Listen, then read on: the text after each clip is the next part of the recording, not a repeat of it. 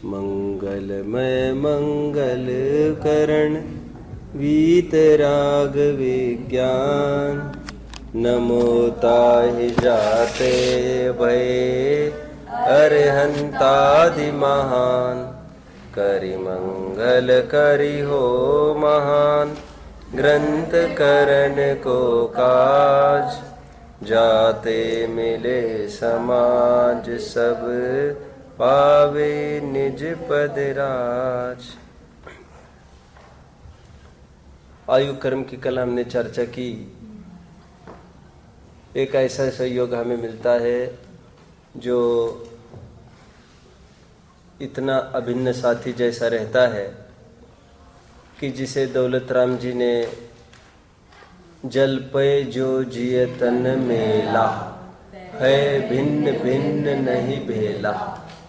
और जगह जगह ऐसे उदाहरण दिए कि जिस प्रकार दूध पानी एक में एक होकर रहता है उसी प्रकार हमको एक समय भी भाषित नहीं होता कि शरीर अपने से अलग है।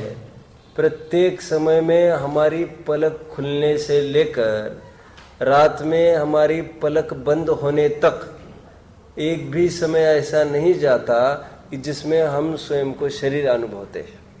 इतना अभिन्न साथी जैसा रहता है, ये सब आयु कर्म की दुआ से होता है। जीव और शरीर का संयोग बना रहता है। फिर आयु का क्षय हुआ तो फिर वो वियोग होकर फिर जिस आयु का उदय होगा उसके साथ फिर संयोग हो जाएगा। ठीक है। तत्वार सूत्र में एक सूत्र लिख दिया आचार्य देव ने, सुख दुख बोलो जीवित मरणोपग्रहाश्च। ये होगा 5वें अध्याय का 19वां 20वां सूत्र होगा। क्या लिखा? सुख दुख जीवित मरणोपग्रहाश्च 20वां है। वहां पर ये कहना चाहते हैं कि पुद्गल का जीव के ऊपर उपकार है। इस प्रकरण में उपकार का अर्थ क्या लेना? मैंने ये आपको लिया, ये प्रकरण ये मैंने आपको लिया है निमित्त उपादान पढ़ाते समय। मैंने लिए थे ये 5 सूत्र निमित्त उपादान पढ़ाते समय। किसी को एकदम अच्छे से याद है? मैंने लिया था। मैंने उपग्रह, उपकार और निमित्त यहाँ पर मैंने कहा था निमित्त के अर्थ में। किसी को प्रॉपरली याद आ रहा है कि मैंने लिया था? लिया था मैंने, अच्छे से याद आ। Very nice. नहीं, मैं डाउटफुल इसलिए हो गया, I was not really sure कि I have taken the subject, but I feared कि whether I have forgot to mention this subject into निमित्तोपादान, और बताना बहुत जरूरी था वो तो, और मैंने बता दिया है तो कोई बड़ी बात नहीं है।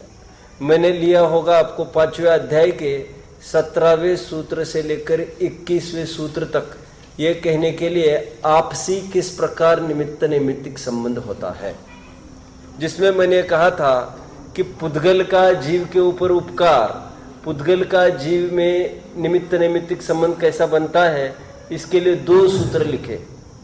तो एक तो लिखा कि क्या लिखा? प्राणापान। क्या लिखा है वो?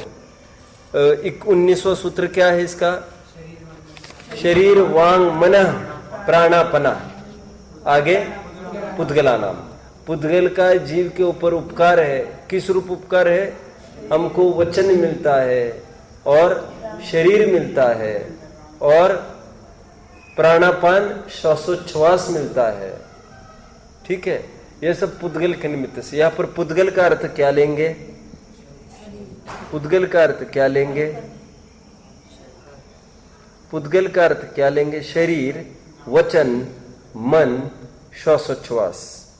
यहाँ पर नाम कर्म ऐसा लेना अर्थ कि नाम कर्म के निमित्त से सब मिलता है हमको, जिसकी चर्चा अभी थोड़ी देर में हम करने ही वाले हैं आज। और एक सूत्र आया कि पुद्गल के निमित्त से जीव को सुख दुख भी मिलता है और जीवन मरण भी मिलता है।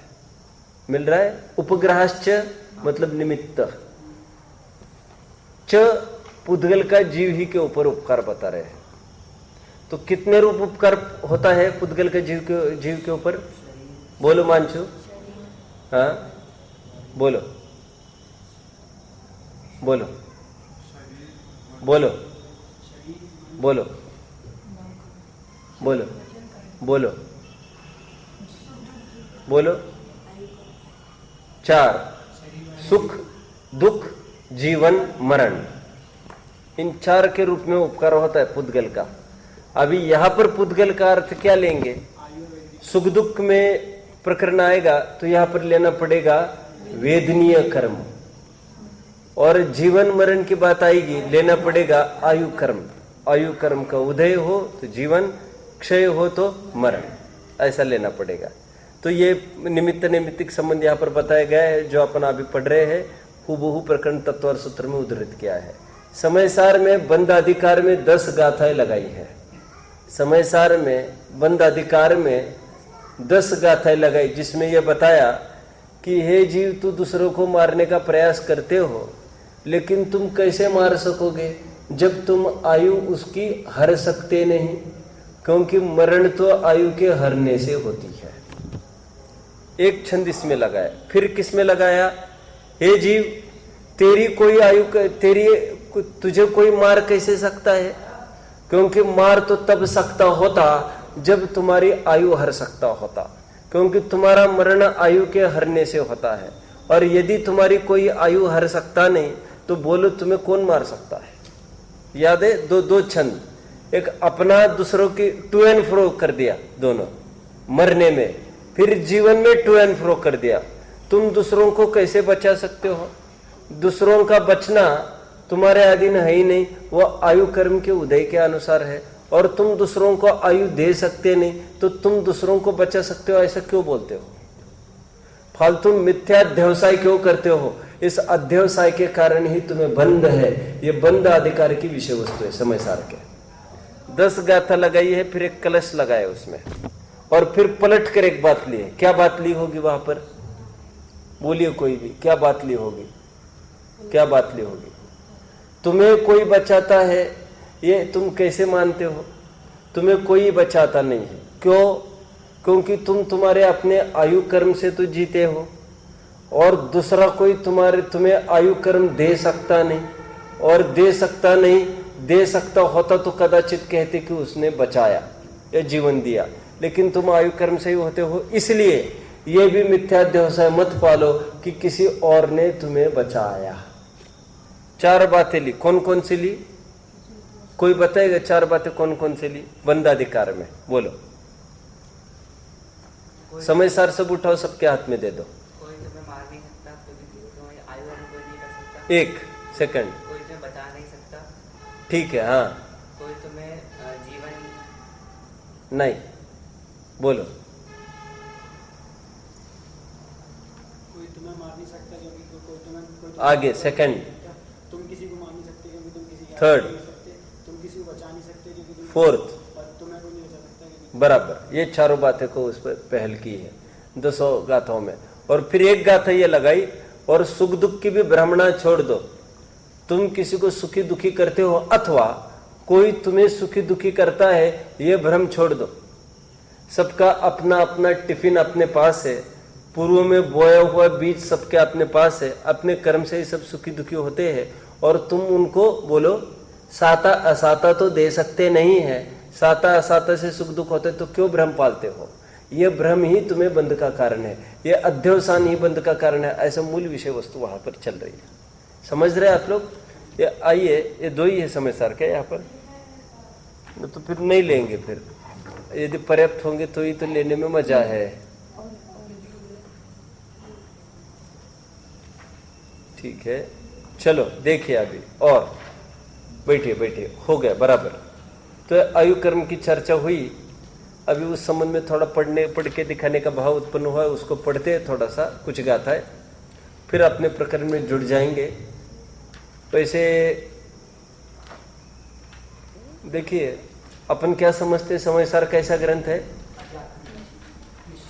तू निश्चय ग्रंथ भंग सगला, क्या क्या ये निश्चय का ग्रंथ कहते हैं। तो निश्चय से तो क्या होता है बताओ आप मुझे?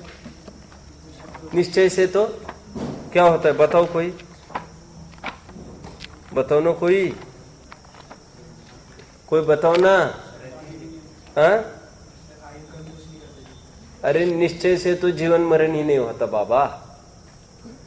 तो इस समय सार में यह ऐसी बात लिखी है कि कर्म से ही जीवन मरण सुख दुख होता है। ये देखिए आप,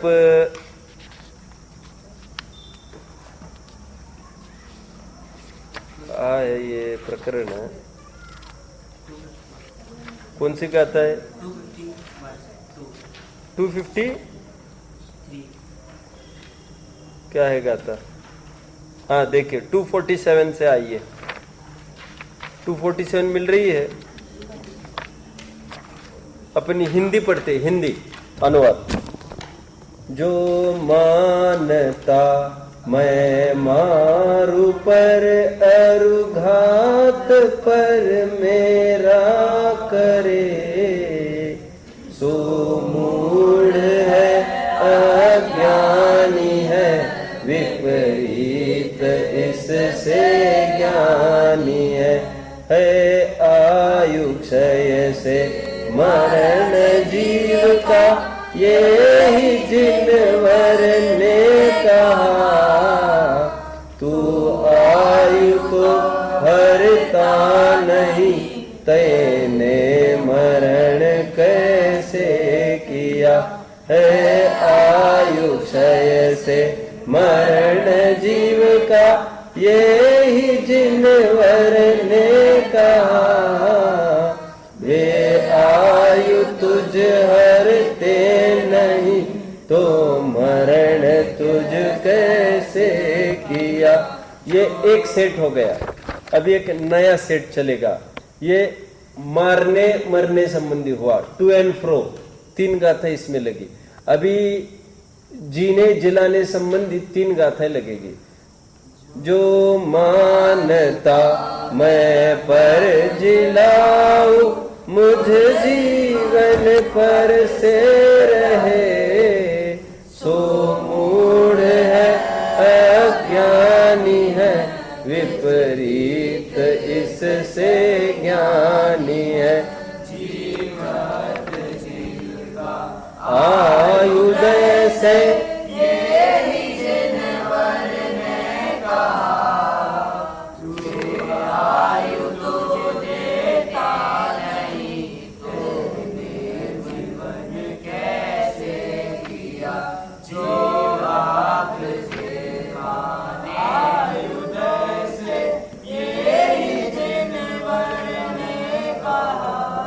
वे आयु तुझ देते नहीं।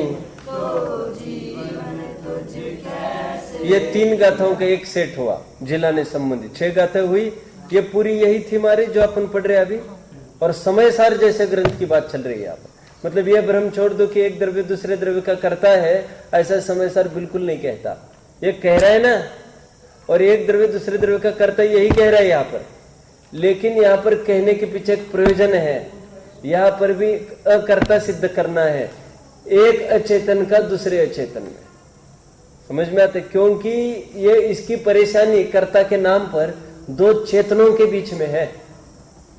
वो शादी करता है इसलिए कि पत्नी हमको सुखी करेगी। वो वकील की, डॉक्टर की शरण में इसलिए जाते हैं क्योंकि चेतन हमको सुख दुख करेगा, ये मानता है। अतो कोई ईश्वर नाम की वस्तु मानता है। तो वो कर्ता छुड़ाकर कह रहे हैं कर्ता के नाम पर मानना ही हो तो कर्म को मानो अपने अपने। And that is as good as, बोलिए, that is as good as अकर्ता ही मानना स्वयं को। समझ में आते? क्योंकि कर्म करता है सुख दुख का, तो घूम फिर कर लौट कर बात कहां पर आएगी? फिर जीव पर आ जाएगी वो। फिर कर्म को कितनी देर देखेगा वो? अभी देखो सुख दुख की बात देखिए। 200 कौन सा क्षण चलेगा? 53। जो आप से माने दुखी सुखी मैं करूं पर जीव को, तो मूढ़ अज्ञानी है विपरीत इससे ज्ञानी है। बस ये हो गया प्रकरण का। कौन सा पढ़ रहे थे आप? दुखित और सुखी बने तो कर्म। हाँ बराबर, ये भी इसी संबंध में। पढ़िए पढ़िए 3 और।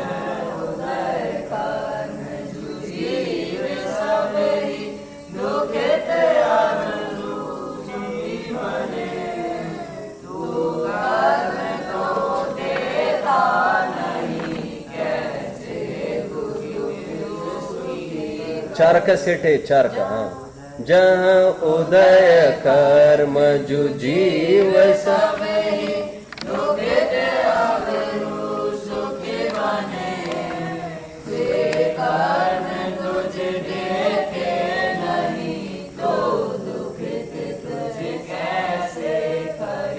जहाँ उदय कर्म जो जीव सब ही दुखित अवरु सुखी बने, कर्म तुझे देते नहीं तो सुखित तुझे कैसे करे। कितने जन ने प्रकरण को समझा? इस प्रकरण की विषय वस्तु एक लाइन में कौन बताएगा, गाथा वाइज वर्गीकरण करके? बोलो। इस जीव को कोई मार बचा नहीं सकता, ये किसी को मार बचा नहीं सकता, कोई इसे मार बचा नहीं सकता, कोई इसे दुखी सुखी नहीं कर सकता या किसी को दुखी सुखी नहीं कर सकता। ये सब आयु कर्म के आगे।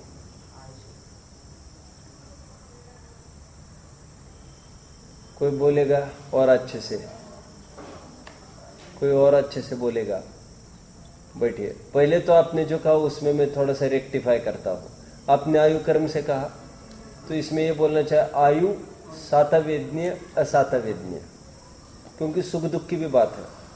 और गाथा वाइज बोला था तो आपको ये बताना चाहिए था, पहली 3 गाथा में मरने संबंधी बात, फिर 3 गाथाओं में जीवन संबंधी बात, फिर 4 गाथाओं में सुख दुख संबंधी बात, टू एंड फ्रो। तो ये 10 गाथा इसमें लगा दी कुंद कुंद स्वामी ने। सब समझ रहे? और फिर उसका आधारभूत एक कलश अमृत चंद्र स्वामी ने यहाँ पर दिया है, वसंत तिल का भक्तामर की राग में 10 गाथाओं को समेटे वाला। पढ़ लो एक बार इसको, भक्तामर की राग है। सर्वं सदैव नियतं भवति स्वकीय कर्मोदयान् मरण जीवित अज्ञान में तदिह यत्तु परः परस्य तुर्यात् पुमान् मरण जीवित दुःख। एक क्षण में पूरा समेट लिया। आइए अपने प्रकरण में, आगे के प्रकरण की तरफ अपन बढ़ने के पहले एक चीज याद आ रही, उसको मैं कह दूं, फिर अपन आगे बढ़ते हैं। एक बहुत बड़े साहित्यिक को इंटरव्यू में एक प्रश्न पूछा गया कि आपकी at the age of 90 also you look very fresh and evergreen, तो इसके पीछे रहस्य क्या है? तो देखो, ये किसी को भी प्रश्न पूछा जाए कि आपकी उम्र है तो 90 और आप दिखते हो तो 85-60 के हो, इसका रहस्य क्या है? तो एक आध आदमी ये बोल सकता है, साहब हमने जीवन भर बहुत एक्सरसाइज की है और स्वयं को फिट एंड फाइन रखा है, हम आज भी जाते हैं 4-4 किलोमीटर दौड़ते हैं और बराबर हम फिट एंड फाइन। कोई ये बोल सकता है हम बाजार की कभी वस्तु नहीं खाते, ऑयली चीज नहीं खाते, दूध और फल पर ही हम जोर देते हैं, खाने में हम बहुत ध्यान रखते हैं। कोई ये कह सकता है हम अन्य आंखों से ऐसा बचाते हैं, हम सुबह उठते हैं जल्दी, फिर सूरज की धूप में थोड़ा विटामिन डी खाते हैं, फिर थोड़ा यहाँ हुआ, फिर रेती पर चलते हैं, आदि आदि। तो ये है रहस्य हमारी जीवन का कि हम यंग दिखते हैं। ऐसे तो बोलते लोग, हम डाइट की तरफ ध्यान दिया, हम जिम किया, हमने ये किया वो किया, ऐसा। देखो, एक साहित्यिक को प्रश्न पूछा, उसने कैसा उत्तर दिया होगा, कोई बता सकता है मुझे? आपको इतना जीवन, आप 90 तक हो, आपके इतने जीवन का क्या रहस्य है? तो उसने सिंपल ये बात कही, रहस्य क्या है? मरण अभी तक नहीं आया, यही रहस्य है। कितनी हंसी आती सुनकर, और सभी अखबारों में ये प्रदर्शित हो गई है, तो वो भी जानता है क्या रहस्य है। अभी तक मरण नहीं आया, यही रहस्य है। ये इसी के बदौलत अभी तक जीवन चल रहा है। बोले मतलब इसमें इसको कोई कर्तावाद को नहीं घुसाकर, उसका सीधा ही इस भाषा में कहो तो ये कहना है आयु कर्म है इसलिए जिंदा है, और रहस्य क्या होता है इसमें। तो ये समझने के लिए बहुत अच्छी बात है। हम ग्रहित मिथ्यात्व और अभक्ष भक्षण से बचे, ऐसा ये प्रकरण है। नाम कर्म की चर्चा चलेगी। नाम कर्म में आज हम तत्वर सूत्र के एक सूत्र को आधार बनाकर चलेंगे। वह सूत्र है 8वें अध्याय का 11वां सूत्र। देखिए अपन बढ़ते हैं, सीधा प्रकरण पढ़ते हैं। आप देखेंगे 8वें अध्याय का 11वां सूत्र तत्वर सूत्र में, और मोक्ष मार्ग प्रकाशक में आप देखेंगे पेज नंबर 43। तो पेज नंबर 43 आप टैली करो तत्वर सूत्र के 8वें अध्याय के 11वें सूत्र के साथ। तो उनको कोई तत्वर सूत्र खोल के देना पीछे, वो राइट प्रॉपर पेज दे दो उनको कोई। देखिए मैं यहां से पढ़ता हूं। तथा मिल रहा है सबको? तथा नाम कर्म से मिल रहा है सबको? तथा नाम कर्म से यह जीव मनुष्यादि गतियों को प्राप्त होता है। तत्वर सूत्र का अध्याय देख रहे होंगे। गति उन पर्याय रूप अपनी अवस्था होती है।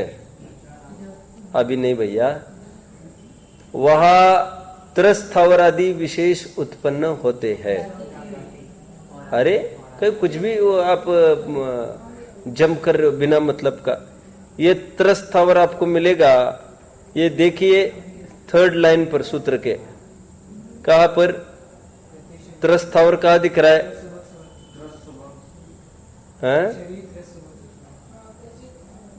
कहां पर है ये? प्रत्येक शरीर त्रस मिल रहा है। स्थावर तो इसलिए नहीं मिल सकता क्योंकि इसके लिए एक शब्द इन्होंने डाला है सेत्राणी, मतलब अपोजिट विचार करना। कितने जन बात को पकड़ रहे हैं? देखिए आगे। तथा वह एक इंद्रिय आदि जाति को धारण करता है। अब आ गए जाति, आगे बढ़ते हैं।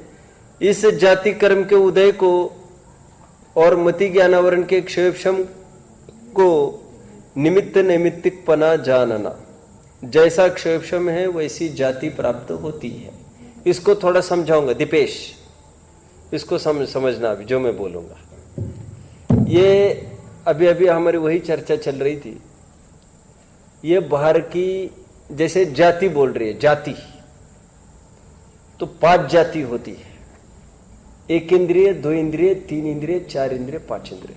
जाति 5 आपने पढ़ा है? 5 जाति उस बोल के टुकड़े में था शायद। जाति 5, 1 इंद्रिय, 2 इंद्रिय, 3 इंद्रिय, 4 इंद्रिय, 5 इंद्रिय, यही जाति है ना। जाति का अर्थ यहाँ पर हिंदू मुसलमान वो नहीं लेना। ये जाति मतलब पर्टिकुलर इंद्रिया, ये पर्टिकुलर वर्ड है। तो देखिए यहाँ पर एक वर्ड का प्रयोग किया टोडरमल जी ने। कहते हैं ये निमित्त नैमित्तिक संबंध ज्ञानावरण का और नाम कर्म का ऐसा घना है। कैसा घना है? आपका क्षेपशम ज्यादा होगा, यहां पर आप ज्यादा इंद्रिय वाले ही जीव होंगे। अब कितने जन समझ रहे हैं? और जीव की भी ऐसी योग्यता कि ज्यादा ज्ञान खुला तो डेफिनेटली बाहर में ज्यादा इंद्रियां मिली, और बोलिए डेफिनेटली ज्ञानावरण का भी ज्यादा क्षेपशम हुआ। तीनों बातें मैंने कही। कौन कौन सी बातें कही और प्रॉपरली इसमें कौन खोलेगा? और खोलो खोलो खोलो खोलो खोलो। मे बी ही मानशु और मे बी शी मानशु, कोई तो भी खोलो इसको। रॉबिन नहीं बोलो। जीव का क्षम बढ़ा तो हाँ, उसकी इंद्रियां भी बढ़ी। हाँ, और उसमें जीव की योग्यता भी थी। 3 बातें कही मैंने। कौन कौन सी बातें इसमें?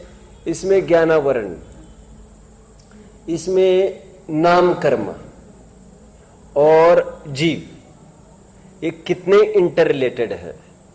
1 इंद्रिय जीव की अपेक्षा 2 इंद्रिय जीव का क्षेपशम अधिक होता है। 2 इंद्रिय जीव की अपेक्षा 3 इंद्रिय का क्षेपशम अधिक, 3 इंद्रिय की अपेक्षा 4 का अधिक। भाई ज्यादा टंकी है तो ज्यादा आउटलेट दे दो। फिर उसको टंकी छोटी है, 5-5 आउटलेट देके। आप लोगों ने कभी देखा है? हमारे स्कूल में ऐसा था, अभी तो ऐसा रेयरली देखने में आता है। वैसे अभी तो कूलर का जमाना आ गया।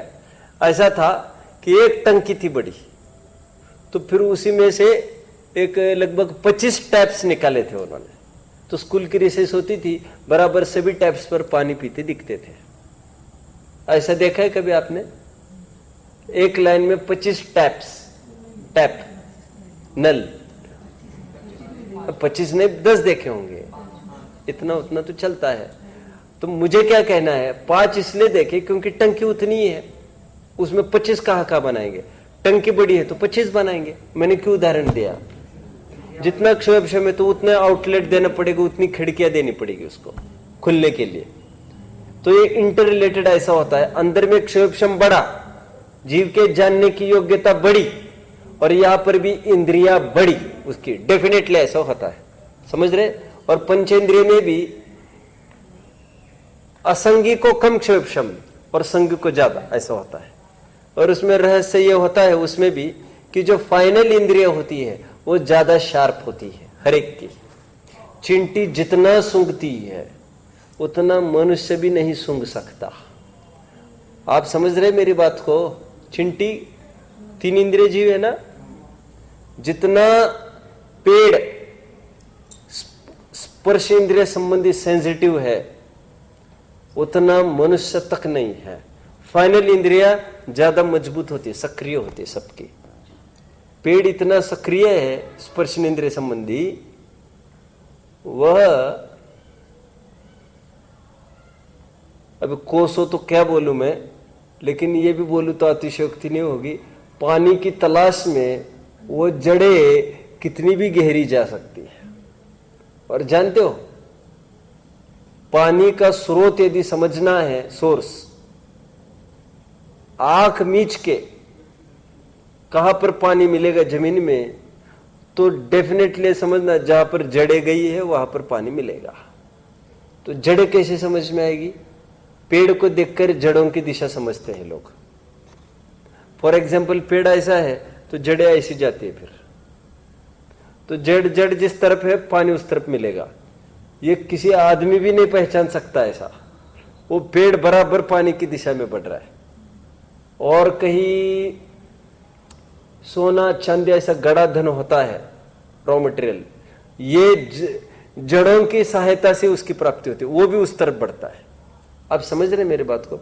सनलाइट जहां पर आएगी वो वहां पर मुड़ता है, इतना तो आप सब जानते ही है। तो ये सहज बाय नेचर ऐसा होता है। आगे बढ़ते हैं।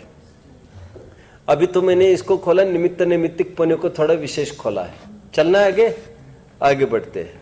तथा शरीरों का संबंध होता है,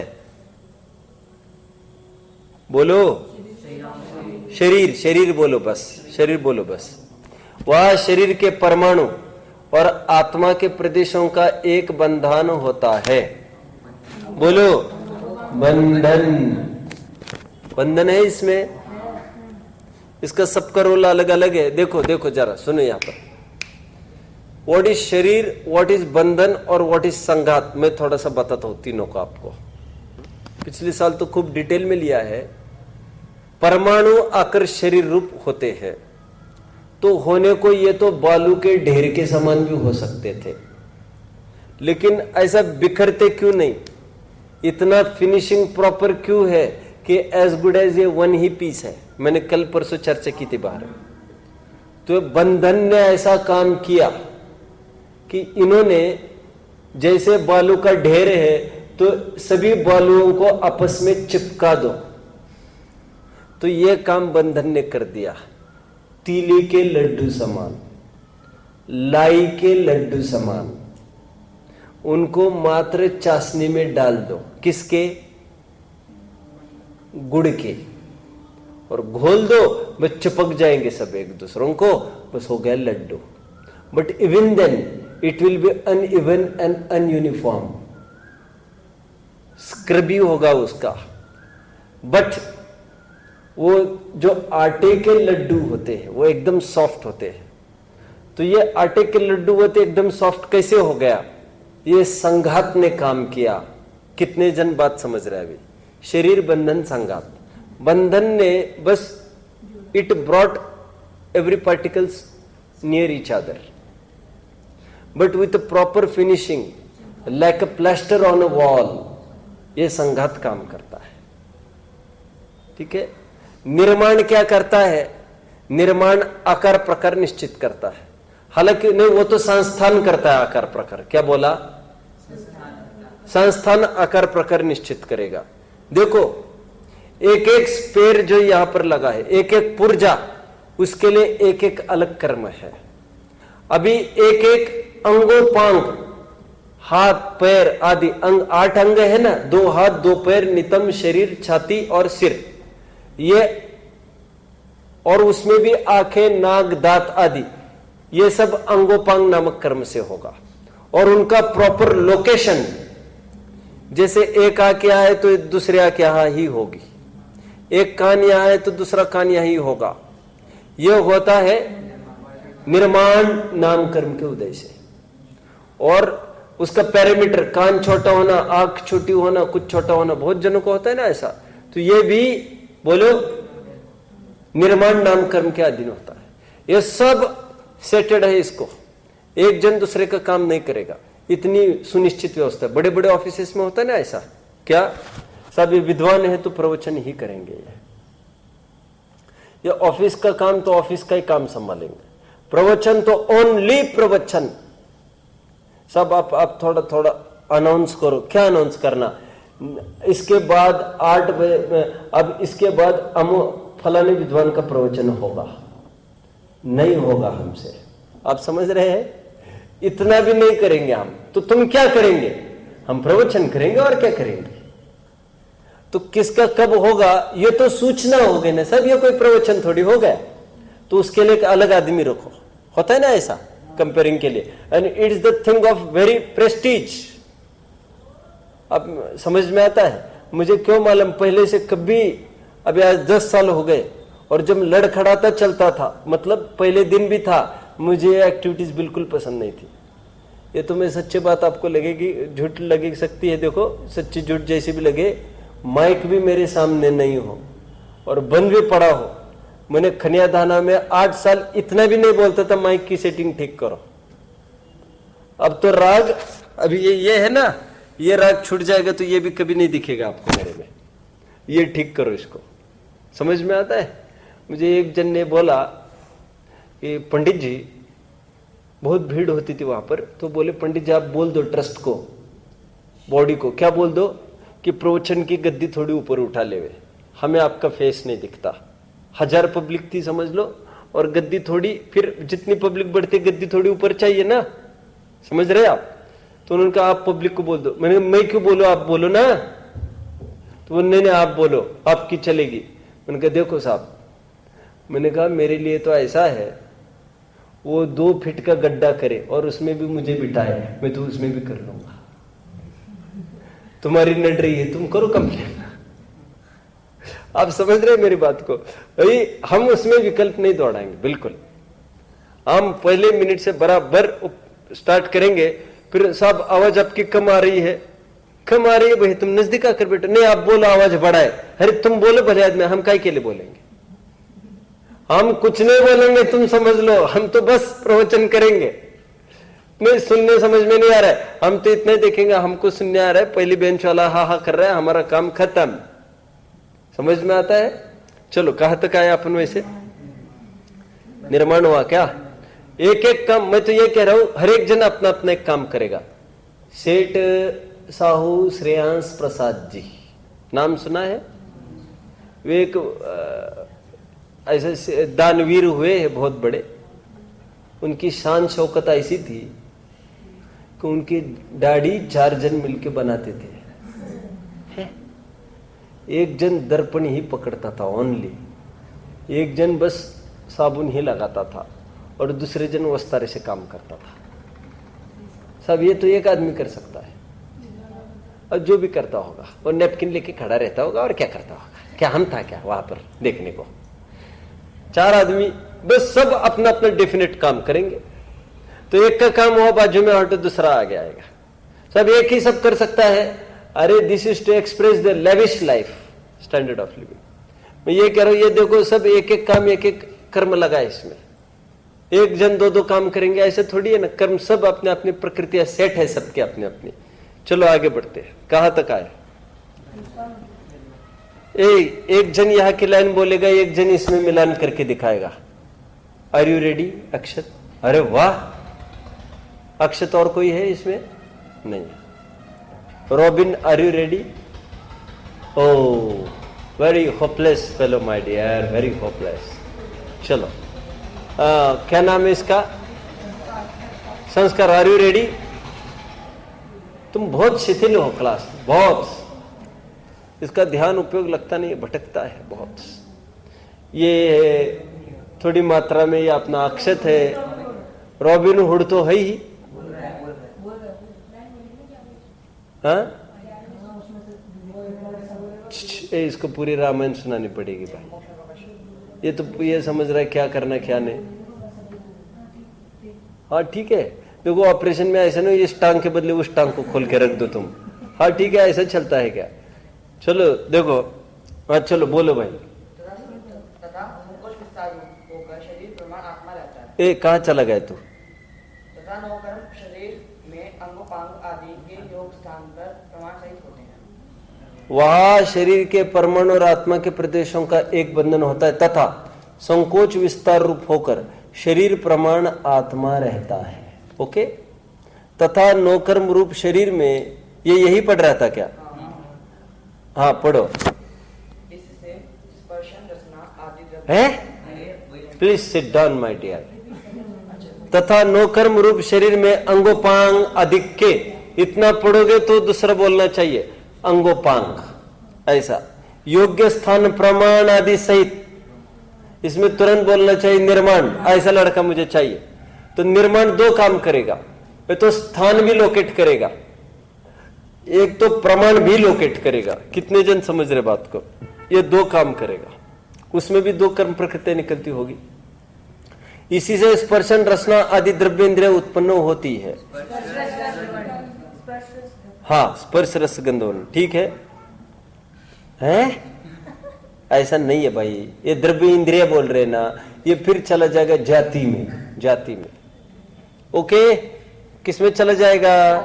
फिर जाति में लेके जाना इसको। आगे बढ़ते उत्पन्न होते, तथा हृदय स्थान में 8 पंखुड़ियों के फूले हुए कमल के आकार द्रव्यमन होता है। बोलो बोलो बोलो।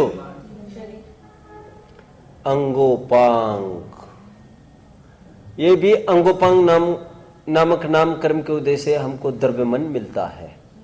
समझ में आता है? जाति में नहीं होगा क्योंकि जाति तो पांच ही है, अंगोपांग आएगा। ठीक है, आगे बढ़ते हैं, बोलो। तथा उस शरीर में ही आकार आदि का विशेष होना, संस्थान। पक पक पक सब करते हैं, ढंग से कोई नहीं बोल रहा है, अच्छे से उत्तर आना चाहिए सोच समझकर। वर्णादिक का विशेष होना, स्पर्श रस गंध वर्ण, तथा स्थूल सूक्ष्मादिक का होना इत्यादि कार्य उत्पन्न होते हैं। सूक्ष्म बादर, सूक्ष्म है इसमें, बस इसी की तरफ संकेत है। आगे, सो वे शरीर रूप परिणमित परमाणु इस प्रकार परिणमित होते, तथा श्वासोच्छ्वास, तथा श्वासोच्छ्वास, उच्छ्वास, राइट, और स्वर उत्पन्न होता है, सुस्वर, राइट राइट। दीपेश, तुम समझ नहीं रहे क्या? ये दोनों टैली कर रहे, सब टैली कर रहे। हाँ, तो यहां पर भी देखो, यहां पर भी देखो, टैली करो फटाफट। सुनो, यहां पर आकर बैठो आगे, ये बच्चों के पास, ये बच्चे धड़ाधड़ बताएंगे सब। तो एक तो एक ही देखे जा रहे हैं, ऐसा नहीं, टैली कर करके पढ़ना है, तत्व और सूत्र के साथ टैली करते चलो सब। अभी तो आधा हो गया। वैसे वे भी पुद्गल के पिंड है? अभी कुछ नहीं, चुप रहे जरा। और शरीर से एक बंधन रूप है, बंधन, वो तो वैसे ऊपर हो चुका था। इनमें भी आत्मा के प्रदेश व्याप्त है, कुछ नहीं है इसमें, कुछ नहीं, घबराओ मत। वह श्वासोच्छ्वास तो पवन है। नहीं, वो हाँ उच्छ्वास वही सेम। जैसे आहार का ग्रहण करे, अभी थोड़ी लॉजिक दे रहे इसमें, अभी कोई ढूंढो मत वहां पर। कह रहे ऐसा होता है, ये पवन का कितना बड़ा काम है।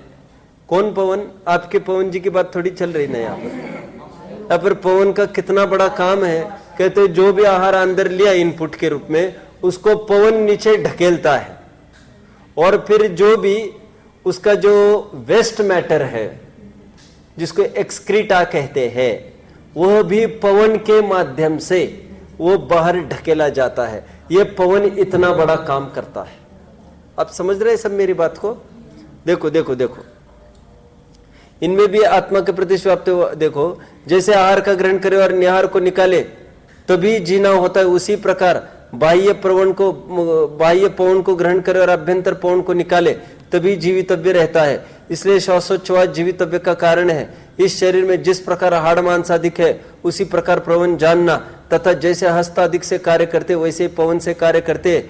मुंह में जो ग्रास रखा उसे पवन से निगलते हैं, मल अधिक पवन से ही बाहर निकलते हैं, वैसे अन्य जानना, तथा नाड़ी, वायु रोग, वायुगोला इत्यादि को पवन रूप शरीर के अंग जानना। कितने जन समझ रहे? इसलिए जिसको भी लकवा लगता है उसको कहते हैं हवा चली गई, टॉय टॉय फिश। सुना आपने? ओ हवा चली गई, इसकी पंक्चर हो गए कहेंगे। वैसे हवा निकल जाती है टायर में से तो चल नहीं पाता है, और शरीर में से भी हवा निकल जाती है, आप जानते हैं। तो ये पवन का पिंड है पूरा शरीर। तो ऐसा है, देखो इसमें ऐसा होता है, जैसे अपने को हाथ हिलाने की इच्छा हुई, दाया, तो इसमें इच्छा हुई तो अपने आप वायु प्रेरित होती है और इस दिशा में बढ़ती है, उत्तेजित करती है, और ऑटोमेटिक यह हाथ ऊपर आता है। ये पवन का पूरा काम, बोलना चलना पूरा पवन का काम होता है।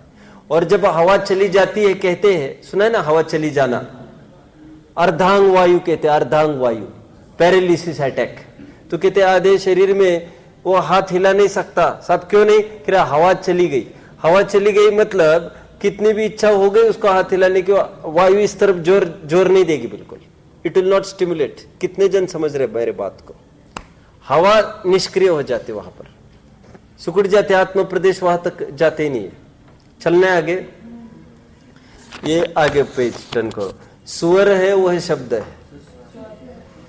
सो जैसी वीणा की तात को हिलाने पर, कौन ये वीणा की बात नहीं चल रही है ना? तो वीणा की तात को हिलाने पर भाषा रूप होने योग्य जो पुद्गल स्कंद है, वे साक्षर या अनक्षर शब्द रूप परिणमित होते हैं। समझ रहे? भाषा वर्गना शब्द रूप ऐसी परिणमित होती है। साक्षर और अनक्षर मतलब हम साक्षर बोल रहे और ये निरक्षरी बात हो गई। उसी प्रकार तालु, ओठ इत्यादि अंगों का हिलाने पर भाषा पर्याप्ति में, पर्याप्ति है ना, 6 पर्याप्ति, ये भाषा पर्याप्ति में ग्रहण किए जो पुद्गल स्कंद है, वे साक्षर या अनक्षर शब्द रूप परिणमित होते हैं, तथा शुभ अशुभ गमनादिक होते हैं। विहायोगति है। यहां ऐसा जानना कि जैसे 2 पुरुष को एक दंडी बेड़ी है, वहां एक पुरुष गमनादिक करना चाहे और दूसरा भी गमनादिक करे तो गमनादिक हो सकते हैं। दोनों में से एक बैठा रहे तो गमनादिक नहीं हो सकते, तथा दोनों में एक बलवान हो तो दूसरे को भी घसीट ले जाए।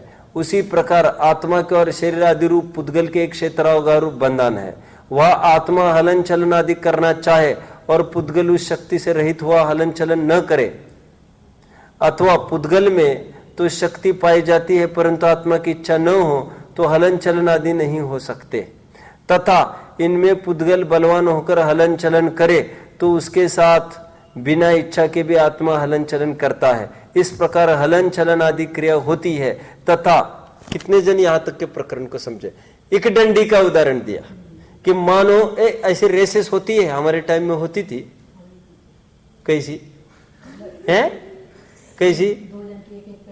बराबर, दोनों के एक एक पैर बांध देते हैं। सैक रेस अलग, 3 लेग रेस कैसे चलती है? ये तीनों को बांध देते हैं,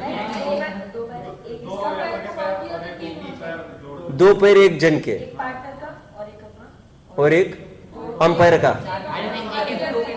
हाँ 2 आदमी के 2 पैर है, एक पैर तो बांधे, एक हो गया वो, बाकी 2 पैर 3 हो गए। ओहो 3 लेग्स, मुझे लगा 3 लेग कैसे बांधना जमेगा और अंपायर के कैसे बांधे? अंपायर बेचारा परेशान, सबके सबके पैर देना पड़ेगा उसको तो। अक्षत करेली ने, चलो ठीक है सुनो। हाँ पंडित जी यहाँ पे लिखा है कि शरीर बलवान होने से क्या हम संज्ञान ले सकते हैं? शरीर बलवान होना और इच्छा नहीं होना शरीर का, इसके लिए कोई उदाहरण है आपके सामने? और हलन चलन तो होता है। पार्किंसंस नहीं सुना? नहीं सुना? एक रोग होता है कंप रोग, कपता रहता है हाथ, कपता रहता है। बुढ़ों को देखा है हाथ ऐसा हिलता रहता है, नहीं देखा आपने? फिर किसी किसी का मुंह ऐसा ऐसा हिलता रहता है, कौन मैं कौन? हाँ बराबर ऐसा हाथ हिलता रहेगा, पैर हिलता रहेगा, बराबर हिलता रहेगा। तो ये अर्थ इसमें ये लगाना, बलवान होकर कोई फिर इच्छा नहीं है फिर भी हिल रहा है, होगा ऐसा। ठीक है, 3 कंडीशंस इन्होंने डाली। दोनों की इच्छा तब तो हिलेगा, एक की इच्छा हो और पुद्गल की योग्यता नहीं हो तब नहीं हिलेगा। पुद्गल को योग्यता है, जीव की इच्छा नहीं तब नहीं हिलेगा। और कोई बलवान होकर घसीटना चाहे तो होगा, जैसे ये पार्किंसंस का उदाहरण दिया मैंने। कितने जन समझ रहे? हाँ, अथवा आग फड़फड़ना, तो फड़फड़ रही उस पर किसी का बस चलता है क्या? फड़फड़ रही है। किसी किसी की तो ऐसी आदत होती है, वो अपना पन्ना, मैंने कहा ए तू सैंडल खाएगा एक दिन लड़के का, वो ऐसे देखता आकाश में चकता रहता है। अरे मैंने कहा बुरी तरह पिटेगा ये। मैंने कहा बाबा तू नीचे देखकर चला कर, अभी कम हुआ है क्या शायद मुझे? हाँ नहीं, बाबा रामदेव का तो ओरिजिनल है, ओरिजिनल में किसी को आपत्ति नहीं है। लेकिन यदि एकदम बोलते बोलते ढुलक जाए तो फिर चाटा खाएगा आदमी। और फिर कोई परिचित कराए, सब इनको इनके आग ढुलक जाती है बार बार, तो फिर कोई समझ सकता है भावनाओं को कि इसकी भावनाएं नहीं है कुछ अंतरंग की, और शरीर बलवान होकर घसीट रहा है इसको नीचे। समझ में आता है? चलो व्यंतर का चढ़ना, हाँ ये हो सकता है, लेकिन उसमें नामकर्म का तो कुछ घटित नहीं होगा ना?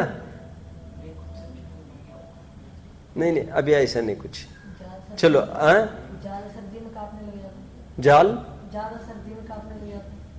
ज्यादा सर्दी में कपने लग जाते, ये भी ले सकेंगे। शिवरिंग, बुखार आदि में ये भी ले सकेंगे। चलो आगे बढ़ते हैं, आगे बढ़ते।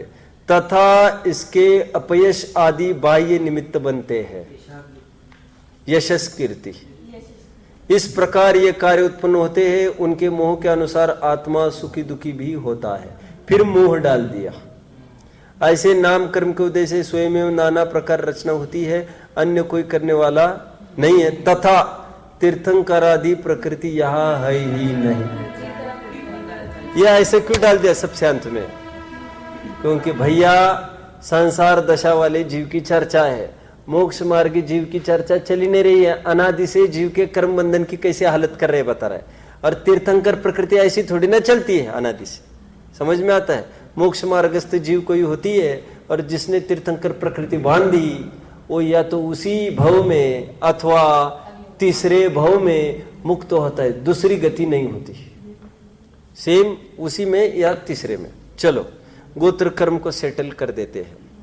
गोत्र कर्म से ऊंच नीच कुल में उत्पन्न होना होता है, वह अपनी अधिकता हीनता प्राप्त होती है। मोह के उदय से आत्मा सुखी दुखी भी होता है।